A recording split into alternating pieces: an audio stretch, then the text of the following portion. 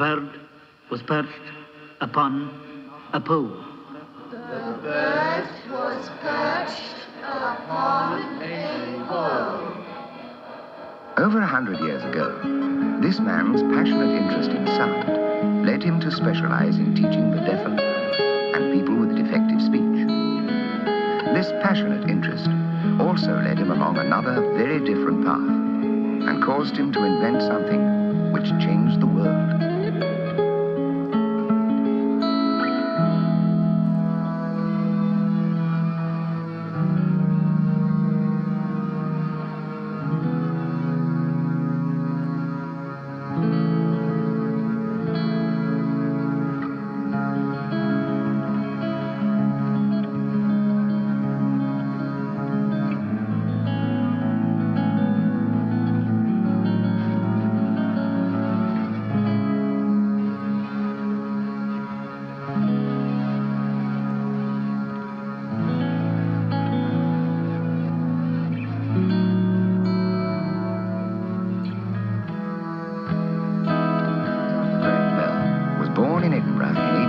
And educated in the universities of Edinburgh and London. He later emigrated to Canada and then to America to teach people with defective speech. And it was in his workshop in Boston that he spoke the first recognizable sentence by telephone. Mr. Watson, come here. I want to see you. Mr. Watson was Bell's assistant. It was the 10th of March, 1876. The man with the passionate interest in sound had achieved something which had eluded so many others.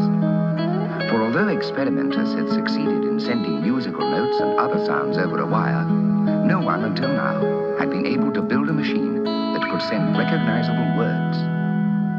The telephone had arrived. Mr. Watson, come here. I want to see you.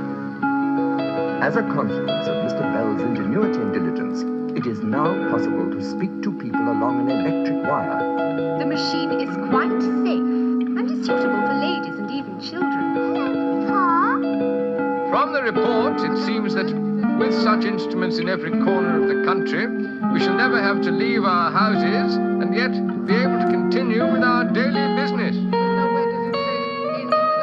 Amazing as it sounds, conversation can be carried on with ease and privacy without ever having to leave your own home.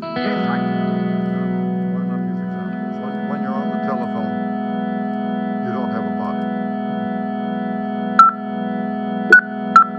You're a discarnate, disembodied intelligence. You have an image, acoustic, but no physical body. When you're on radio or TV, you have no physical body.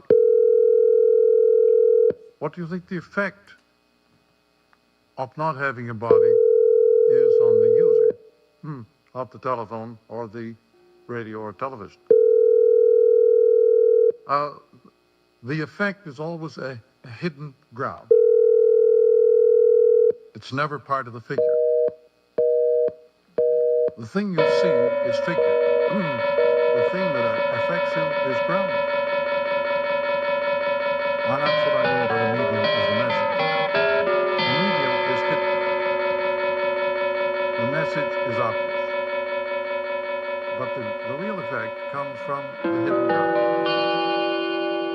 Not from the content. Not from the figure. It comes from the ground, which is never noticed. Nobody in the history of the telephone has ever mentioned that on the telephone you do not have a physical body. There's a recent book by Ithiel de Sola somebody. Ithiel de Sola Pool. A ridiculous name. And a ridiculous book. Because it's called The Social Effect or Impact of the Telephone, and about which he knows nothing. I mean, a whole group of people formed this, did this study. On the social impact of the telephone, they didn't know what an effect was. By which I think you mean that they did studies of the number of people using telephones, the number of messages, what they used them for, what they used it for, which you feel is not, they never, the deepest level of effect. They never noticed the effects at all. But they didn't notice the impulse. fact that the telephone was at first used for service, intercom inside big homes. A new medium is always used at first for the old functions. This is true of the computer, it's true of the Xerox, it's true of the motor car. True of any medium whatever is used always at first for the old function. There's also an interesting example, as you yourself have pointed out, in Gutenberg Galaxy, which at one time you regarded as perhaps the best work you had done. Well, how do you feel about that? But I'm parenthetical. I think it's still basic. The Gutenberg Galaxy, Marshall McLuhan, the effects of printing. But one of the interesting things apropos of your observation that the new medium always does what the old medium was doing is that the first designers of type, design handwriting to be put into mechanical form. Why not? It's a natural thing that I don't have it with me, but there's an advertisement for the Xerox. It shows a couple of monks engaged in making manuscripts, and they're so delighted to have Xerox. It speeds up their work so much. It's been an ad on television in the United States, Marshall, for I know for some time. I've seen it, but this was in the New Yorker, and I tore it out. But at first, any medium was at first used for the old functions. And we might come back to a moment. What do you think the effect of not having a body is on the user? When they take the telephone, radio, and TV, you don't have a physical body at all. Okay, are you inviting in an okay response? Oh, yeah. Okay, a hunch. No, complete. The observation is it would be depersonalization. Well, you are there, the sender is sent. By the way, on all electric media, the sender is sent. That is the message. You are the message. They send you. On the telephone, you are sent. And to the person to whom you are speaking, they are sent to you. The sender is sent. Also, as you say, you lose your identity. You're nobody. The person who is sent is nobody. Why is the person who writes somebody has a greater sense of identification than the person who is talking on the telephone? Why? Hardware. Why? Hardware, paper, penning, and courier sending this message to another party, someone else. It's not a transient, it's not an instant thing. It's not. The electric is almost instantaneous. There's no delay. That's why you don't have a body. Instantaneous communication is minus the body. So that began with the telegraph. The telegraph also had that dimension of the instantaneous, and it completely transformed news and information. Mere speed. It didn't matter what was written, the fact that it went at the speed of light transformed everything. It caused the Civil War. Hidden ground of the American Civil War was the telegraph. No historian knows this. Read a book by Kenneth Knapp called The Causes of the American Civil War, and you'll find no mention of the telegraph anywhere. The telegraph is acoustic, not visual. At the speed of light, the ear comes into play. It's not the eye. Let me grab on to another point to be sure that we've got it. What you're saying is that with the telegraph, the telephone, that the major message is the speed of communication. And that very speed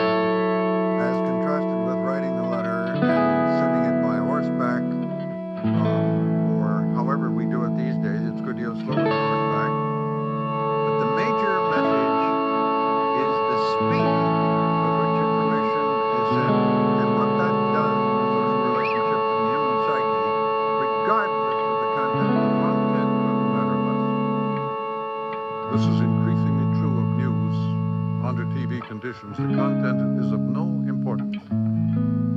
It's all fantasy. At the speed of light, all hardware news is translated into fantasy. It's inner trip. However, that's taking like a leap forward. Let's notice that when you move at the speed of light on the telephone, you do not have a private identity. And when you don't have a private identity, or rather when you don't have a body, you don't relate to natural law. Your gravity has no control over you at the speed of light. You are suddenly outside of the natural scheme of things. You're a superman.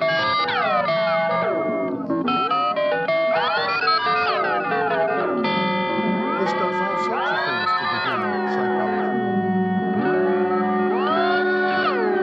Completely transforms people.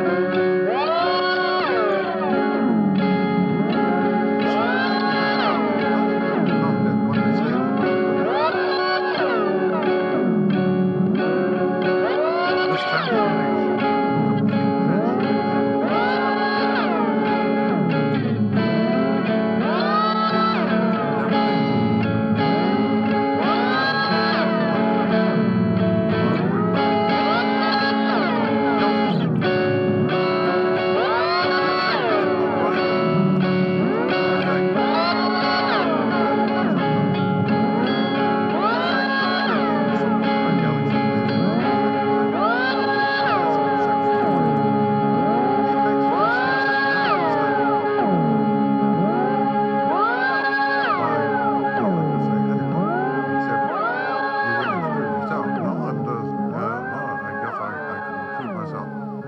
complete Havelock, in his preface to Plato,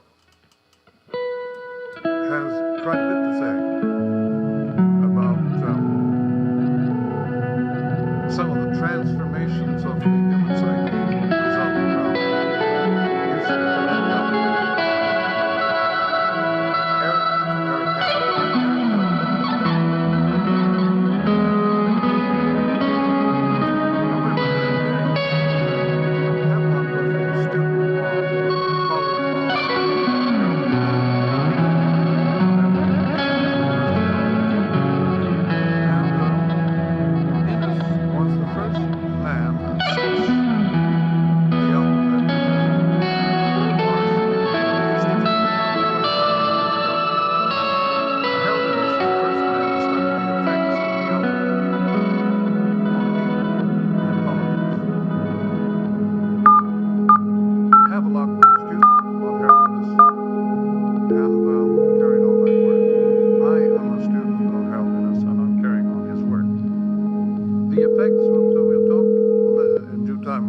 Of writing, which are fantastic. I mean, alphabetic writing. I gather that Julian James does not know the difference between alphabetic writing and other kinds of writing. Phonetic writing is the only kind of writing that has this special effect on the psyche. Ordinary writing, say Sanskrit, Hebrew, and other alphabets, do not have the effect of the phonetic alphabet. Let me make sure that we're clear on this point. The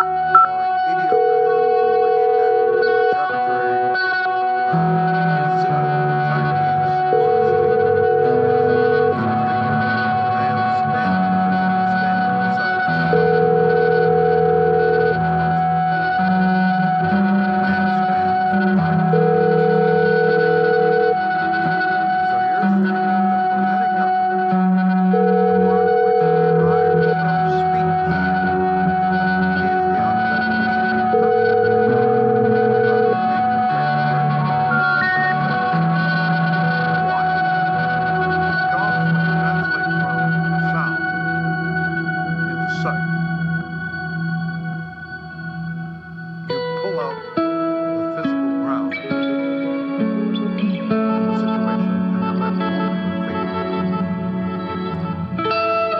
Instead of having it stop the figure and ground, writing leaves you only the figure. It is an extremely abstract process.